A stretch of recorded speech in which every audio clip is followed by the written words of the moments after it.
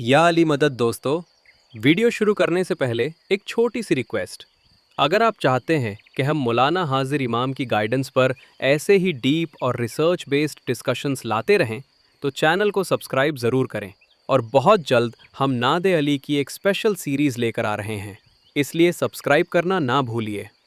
आज जो गाइडेंस हम डिस्कस करने जा रहे हैं वो सिर्फ एक स्पीच नहीं है, वो एक ब्लूप्रिंट है यूथ के लिए।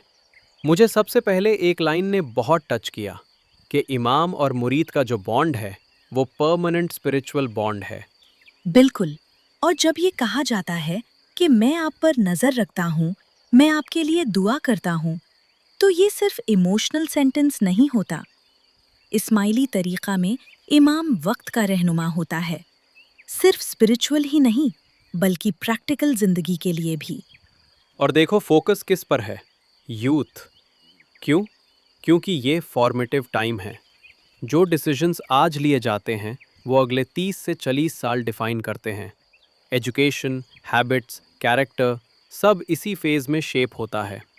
और मुझे ये बहुत बैलेंस्ड लगा कि वर्ल्डली सक्सेस को रिजेक्ट नहीं किया गया, लेकिन ये भी कहा गया कि ये हमारा ओनली गोल नहीं है।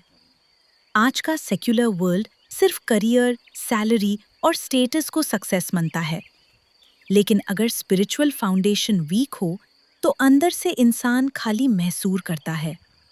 एग्जैक्टली इसलिए रिमेम्बरेंस पर इतना जोर दिया गया। अल्लाह को याद करना, प्रॉफिट और इमाम्स को याद करना, ये रिमेम्बरेंस हार्ट को पॉलिश करता है। आज एंजाइटी और डिप्रेशन इतने कॉमन क्यों हैं? क्योंकि कनेक्शन टूट रहा है। Connection with faith, with purpose. और प्रैक्टिकल एग्जाम्पल देखो, जब कहा गया कि अगर जमात खाना जा सकते हो तो जरूर जाओ। क्यों? क्योंकि कलेक्टिव प्रेयर सिर्फ इबादत नहीं, बिलोंगिंग का सोर्स है। आज लोनलीनेस एक ग्लोबल एपिडेमिक है, लेकिन जमात सिस्टम इंसान को आइसोलेटेड नहीं रहने देता। फिर आइडेंटिटी की बात आती है। नेशनल लैंग्वेजेस सीखो, इंग्लिश में फ्लुएंसी हासिल करो, सोसाइटी में इंटीग्रेट हो, लेकिन अपनी एथिक्स कॉम्प्रोमाइज ना करो।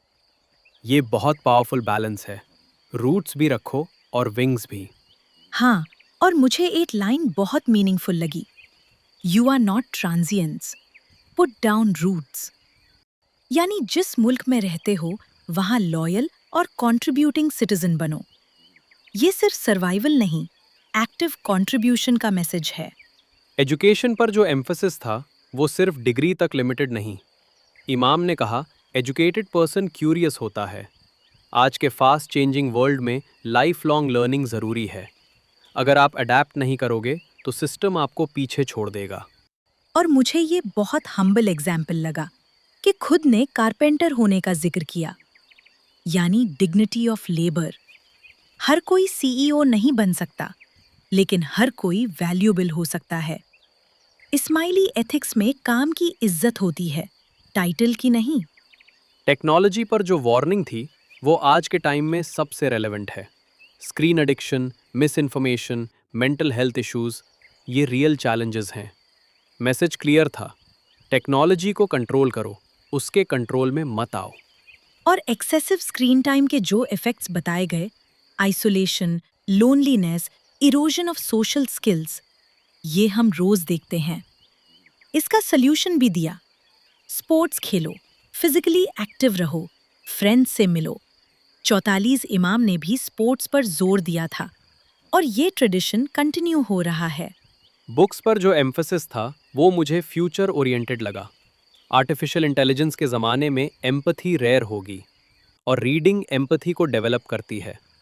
इस्माइली कम्युनिटी हिस्टोरिकली रीडिंग और नॉलेज को वैल्यू करती रही है। फिर एल्डर्स की बात, कि उनका ख्याल रखो। आज आइसोलेशन सिर्फ यूथ का इशू नहीं, एल्डर्स का भी है। उनके साथ वक्त गुजरना सिर्फ ड्यूटी नहीं, ब्लेसिंग है।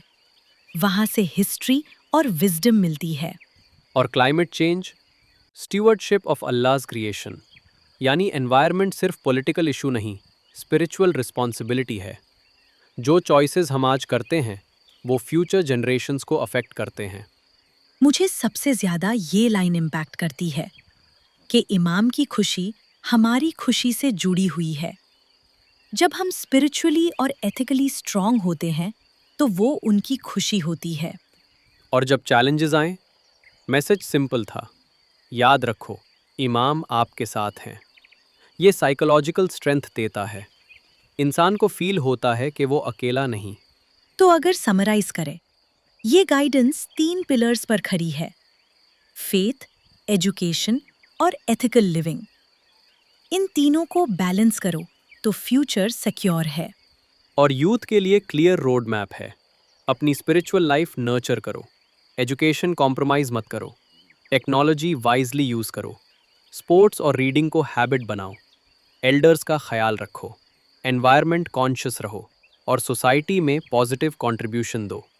अगर हम ये फॉलो करें तो सिर्फ इंडिविजुअल सक्सेस नहीं मिलेगी, जमात स्ट्रांग होगी, यूनिटी और हार्मनी इंक्रीज होगी। आज की डिस्कशन यहीं एंड करते हैं। अगर आपको ये डीप कॉन्वर्सेशन मीनिंगफुल लगी हो तो चैनल को सब्सक्राइब ज़रूर करें। और याद रहें, बहुत जल्द हम नादे अली की स्पेशल सीरीज़ लेकर आ रहे हैं। अपने कमेंट्स में जरूर बताएं कि आपको सबसे ज्यादा कौन सा पॉइंट टच करता है। या अली मदद।